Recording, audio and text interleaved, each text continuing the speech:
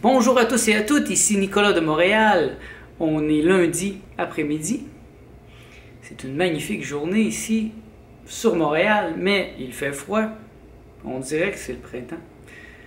Donc, aujourd'hui, je reste à l'intérieur. De toute façon, c'est une journée de travail. J'ai vraiment pas beaucoup de travail aujourd'hui, c'est très tranquille. Donc, je me suis affairé à d'une part, à chercher des nouveaux clients, des nouveaux contrats. D'autre part, à faire des recherches aussi sur la photographie. J'avoue que c'est pas créatif, c'est pas quelque chose que j'aime faire, chercher. Donc, moi, je cherche présentement des agences de web à Montréal. C'est la première fois que je fais ça. J'ai jamais eu à faire ça. Jusqu'à maintenant, j'ai toujours eu tellement de contrats que j'en refusais même. J'avais trop de demandes. Mais là, c'est le moment de l'année où il y a le moins de demandes. Et d'habitude, je m'en faisais pas avec ça parce que mon ancien appartement était il coûtait tellement peu cher que j'avais pas besoin de beaucoup d'argent. Mais là, ici, j'ai choisi de vivre dans un appartement qui me coûte un peu plus cher. Donc, cette année, en tout cas cet été, je peux pas dormir sur la Switch. Je peux pas juste attendre que ça reprenne au mois d'août, comme d'habitude. Parce que c'est le cycle chez mes clients. Je ne sais pas si c'est comme ça dans toute l'industrie du site Internet, mais en tout cas chez mes clients, qui sont surtout des professeurs, des conférenciers, des gens qui suivent les cycles comme le début de septembre, le début des cours, et le début des cours qui reprennent après Noël. Donc, j'ai comme des gros rushs à ces moments-là. Et là, tantôt, je cherchais des agences web, ici à Montréal surtout. Et c'est un drôle de sentiment parce que quand je reçois des clients, ben, je suis en une situation de pouvoir. Je peux dire oui ou non. Alors que là, c'est moi qui va vers eux.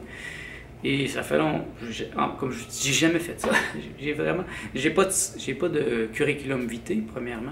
Plusieurs me demandent un CV. Je ne l'ai pas. Pour l'instant, j'ai pas le goût de faire un CV. J'ai un site internet qui présente mon travail. Et je pense que c'est ça mon curriculum vitae. Et en même temps, ça me rappelle vraiment mon sentiment que j'avais quand je suis arrivé à Montréal, à l'âge de 24 ans. La première été, j'ai absolument rien fait. J'avais un peu d'argent de ramasser. Donc, je me suis dit, je prends l'été au complet pour réfléchir.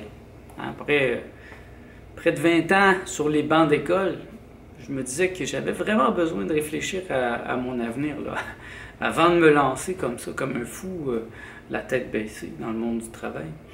Et donc, j'ai pris cet été. Et ça a été un été magnifique, c'était vraiment génial. Et là, en septembre, je me suis assis, je me rappelle cette journée-là, je me suis assis, j'ai dit bon, je vais commencer à chercher un travail, un peu naïvement. Je me suis assis dans un café, j'ai ouvert le journal, c'était le journal Voir à l'époque, dans la section des petites annonces. Et là, je cherchais, et puis là, j'avais ce sentiment de rejet, comme quelque chose ne marche pas, c'est pas ça que je dois faire. Et je m'en rappelle. Et là, je me suis demandé, est-ce que j'ai vraiment le goût de travailler? Et la réponse est venue très rapidement. Je dis non. J'ai refermé le journal. Et là, j'ai commencé mes démarches pour avoir l'aide sociale. L'aide sociale au Québec, c'est à peu près 600$. C'était 585 à l'époque, à mon époque. 585$ par mois.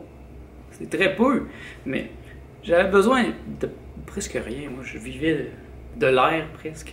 J'allais chercher ma nourriture dans des banques de nourriture. Je trouvais mes meubles dans la rue. Je faisais beaucoup de peinture. Je trouvais la peinture dans les rues. Je trouvais les canevas. Genre, j'avais ramassé des planches. Des fois, des gens jettent des vieilles toiles qui ne veulent plus. Je prenais la toile, je mettais du blanc dessus, je peinturais par-dessus. Pour faire de la bande dessinée, ça me prenait juste des feuilles, Puis des crayons, c'était très peu coûteux. Donc ça me coûtait presque rien de vivre. Et tantôt, je cherchais, c'est ça, ce même sentiment. À mon avis, c'est l'homéostasie, c'est un peu la résistance au changement, parce que là, je suis obligé de changer. Je me sens obligé de changer certaines habitudes que j'ai. J'étais confortable dans le fait de recevoir beaucoup de demandes de clients et de pouvoir dire non à certains. Et là, je suis à une étape que je connais, que j'ai déjà vue dans ma vie. C'est une étape où on passe à un autre niveau. Je l'ai eu en musique, par exemple. J'ai fait beaucoup de musique, j'ai fait des spectacles de musique à répétition. Je jouais comme un fou. Mais il y arrivait un moment où j'ai compris qu'il fallait que je passe au niveau professionnel. Donc, je commence à investir beaucoup plus d'argent et que je délaisse tout le reste. Parce que j'étais rendu là, donc acheter de la publicité, louer des salles. Et je me suis posé la question à ce moment-là, est-ce que j'ai vraiment le goût de faire ça? Est-ce que j'ai vraiment le goût de dédier toute ma vie à la musique? Non. Qu'est-ce que je suis vraiment? Je suis un écrivain, je suis plutôt un artiste, un BDiste, un artiste visuel. Et j'aime beaucoup mieux être chez moi, dans le confort de mon foyer, que de devoir toujours courir d'un bord et de l'autre, à louer des salles, à rencontrer des gens. Ça demande beaucoup d'énergie, moi. Même faire des conférences, pour moi, ça demanderait beaucoup d'énergie. C'est pas naturel. Toujours dans ma vie, je me suis demandé les vraies questions. Vous voyez, je me suis posé quelques questions depuis le début de cette vidéo. C'est des questions que je me suis posées à 24 ans, je m'en rappelle. Je me rappelle de l'endroit exact où j'étais, où je me suis dit, est-ce que je veux travailler? Mon être au complet m'a dit non. Non, non, j'ai pas le goût, je veux pas. Laissez-moi tranquille. Et ça a pris beaucoup de courage, parce que il y a eu une levée de bouclier, tout le monde était contre moi. Les gens de l'aide sociale ne voulaient pas me donner l'aide sociale, ma famille était contre cette idée, mes amis, les cousins, les cousines me trouvaient un perdant. Alors, vraiment, c'était comme wow. Je me rendais compte que j'allais pas dans la bonne direction. Mais c'était ma direction. C'est important d'aller dans la direction qui est la sienne, un peu comme la direction du fil à plomb. Vous prenez un fil à plomb que tu utilises en construction et là, vous laissez la corde pendre. Et elle va vers le centre de la Terre. Parce que la gravité amène le plomb vers le centre. Et je pense que c'est important de toujours, métaphysiquement, aller avec le fil à plomb vers son centre à soi. Mon centre à moi était d'être un artiste. Et je me rendais compte que si j'entrais dans une agence de marketing, une agence de je sais pas quoi, parce que l'Internet n'existait pas à ce point-là, à ce moment-là, je ne savais pas trop faire. J'étais bon en dessin, j'étais bon en marketing, mais j'étais pas excellent. J'étais bon en bande dessinée, mais la bande dessinée, il y avait 2, 3 revues au Québec. Donc c'était un peu comme, je me rendais compte que ça n'avait aucun sens. J'avais pas le goût de travailler, puis j'avais pas le goût de perdre ma liberté. Et j'ai assumé, moi je peux vivre de presque rien. S'il faut que je mange pas, je vais arrêter de manger. Je sais que c'est possible, il y a le respirationnisme, donc si jamais je manquais tellement d'argent, je pourrais arrêter de manger. Je pourrais manger très peu. Et être heureux quand même, et pas avoir le sentiment qu'il me manque quelque chose. Par contre, si je travaillais à temps plein, tous les jours, j'aurais le sentiment qu'il me manque ma liberté, qu'il manque du temps pour la création et ça. Je suis comme une plante. Si je ne crée pas, si je ne suis pas un créateur, je suis comme une plante qui manque d'eau. Donc, je vais me faner. Et donc, je me bats. Et là, j'en suis là. Je veux conserver ma créativité. Je comprends que je dois changer certaines choses dans ma vie, donc je vais de l'avant vers certaines agences de publicité. Je vais voir qu'est-ce que ça va donner. Je vous tiendrai au courant, qu'est-ce qui va se passer. Seulement en prévoyance, parce que pour l'instant, ça va. J'ai assez d'argent, j'ai assez de contrats, mais je dois prévoir. Je dois prévoir. C'est un peu la même chose pour le bonheur. Ce que je suis en train de faire, c'est de penser à mon futur pour être mieux dans mon présent, dans le ici maintenant. Et le bonheur, c'est la même chose. Si on veut être heureux, si je veux être heureux, je dois avoir une stratégie. Bon, moi, je ne suis pas dans la recherche du bonheur. Je ne conseille pas nécessairement de chercher le bonheur. Je pense qu'il faut se le donner et l'imposer. Et avoir une stratégie qui est faite pour soi-même. Une stratégie pour empêcher les obstacles de briser notre bonheur. Qu'est-ce que j'ai besoin pour être heureux? Qu'est-ce qui me rend heureux? C'est des vraies questions que je dois me poser. Je les connais, les réponses, je les ai déjà posées de multiples fois. J'y ai répondu à plein de niveaux, en vidéo, en musique, en écriture. Je sais qu'est-ce qui me rend heureux, moi. Qu'est-ce qui vous rend heureux? Ça, c'est une très bonne question. Et vous devez penser au bonheur jusqu'à la fin de vos jours. Qu'est-ce qu'une vie heureuse? Qu'est-ce qu'une vie heureuse pour moi? Vous voyez, vous comprenez tout de suite que pour moi, une vie heureuse comporte des grands moments d'oisiveté créatrice, de moments où je peux être à ne rien faire, que je peux simplement être comme un poète qui regarde ses idées qui sont là dans le ciel, de sa pensée comme des nuages, qui passent, qui changent, qui prennent des couleurs selon le moment de la journée. Il y a des moments où c'est plus beau que d'autres. Ici, c'est très beau le soir. Et le soleil bouge aussi. Quand je suis arrivé il y a 2 mois ou 1 mois, le coucher de soleil, je ne le voyais pas. Et là, cette semaine, j'ai commencé à le voir.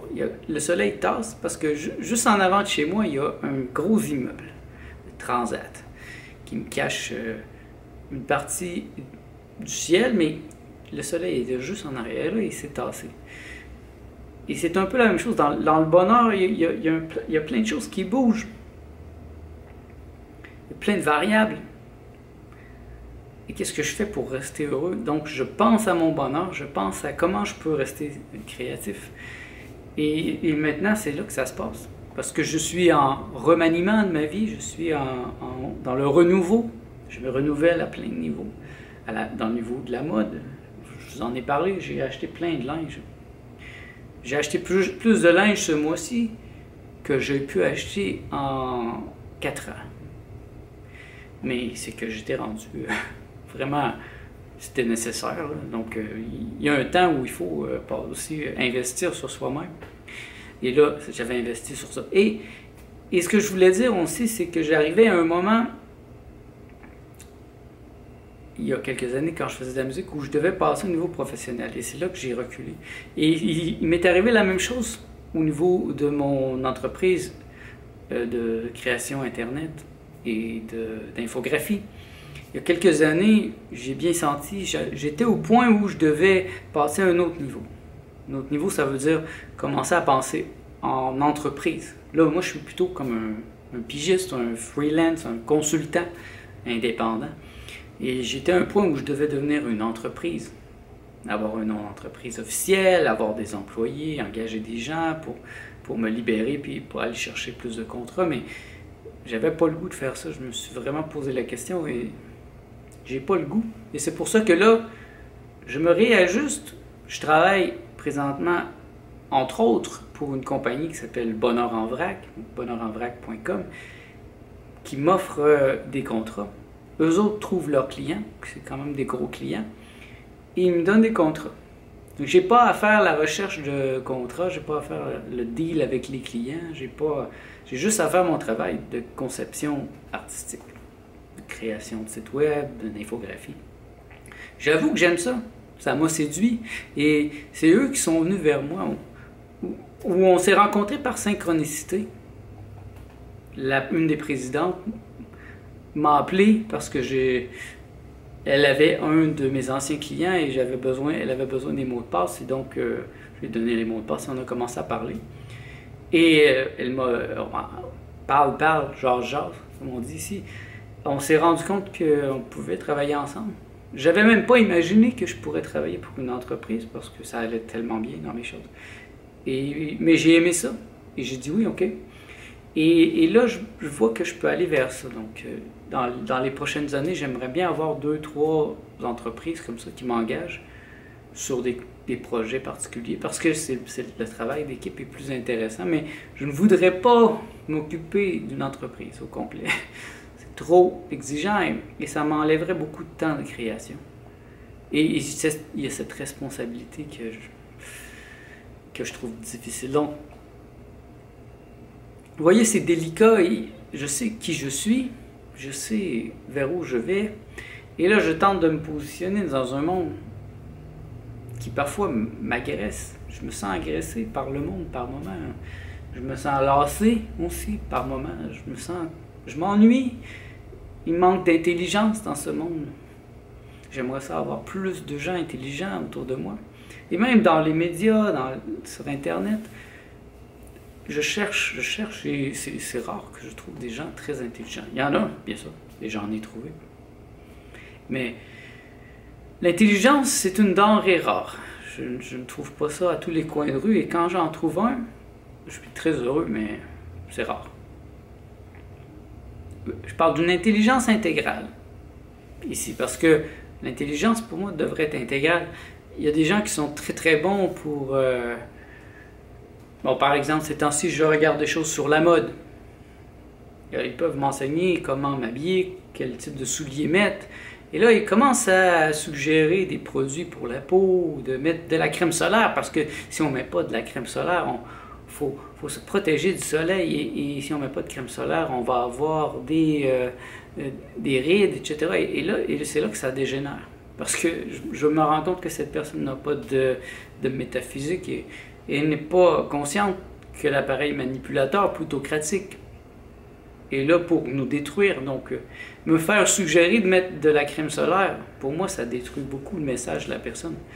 Elle n'a pas compris que, en fait, le cancer a commencé beaucoup au moment où la crème solaire a été amenée sur le marché.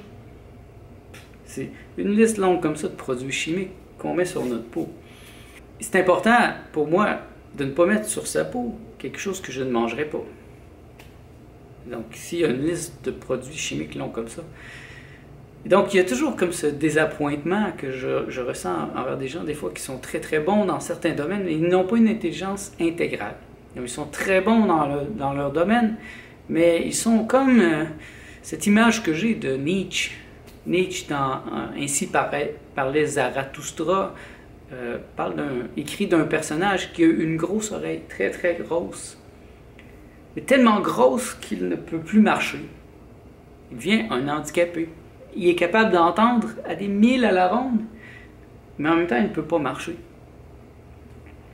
Et je ne veux pas être un handicapé comme ça. Je ne veux pas être tellement bon dans un certain domaine pointu que je suis un handicapé dans les autres. Et donc parfois il me faut atténuer un peu mon génie dans certains domaines pour travailler d'autres domaines dans lesquels je suis moins bon. Pour rester intégral parce que ça fait partie de ma stratégie du bonheur. Pour être heureux, moi, je veux être capable de vivre dans le monde, d'avoir des amis, d'avoir des compagnes, d'être à Montréal, d'avoir un bel appartement à Montréal. Ici, c'est mon idéal présentement. Je ne voudrais pas vivre juste à la campagne. Ça serait trop ermite. Déjà que je suis ermite. Je suis très, très ermite, même ici au centre-ville. Donc, imaginez en campagne. C'est ça. Aujourd'hui, c'est une journée de réflexion que je m'oblige à faire sur ça, sur mon travail. Qu'est-ce que je veux pour que l'argent rentre. Et mon idéal, c'est de ne pas travailler, bien sûr, vous le comprenez maintenant. J'aimerais mieux que l'argent tombe du ciel, ou qu'il pousse dans les arbres, même si j'avais des plantes qui pouvaient faire pousser de l'argent. Je serais très, très content, moi. Vous aussi, d'ailleurs. Ou sinon, d'avoir de l'argent qui vient, par exemple, de la vente de mes livres, ou de services que je n'ai pas besoin d'offrir, des choses qui sont passives. Mais je n'ai pas encore ça pour l'instant. Donc, j'en suis là aujourd'hui. Grand moment de recherche de nouveaux clients. Si vous avez des suggestions, allez-y, donnez-moi-les. Si vous connaissez des gens qui ont besoin de services pour la création de sites web ou l'infographie, c'est le bon moment, je suis disponible. Donc, pour tous les autres, merci d'être à l'écoute. On se revoit dans le prochain vlog.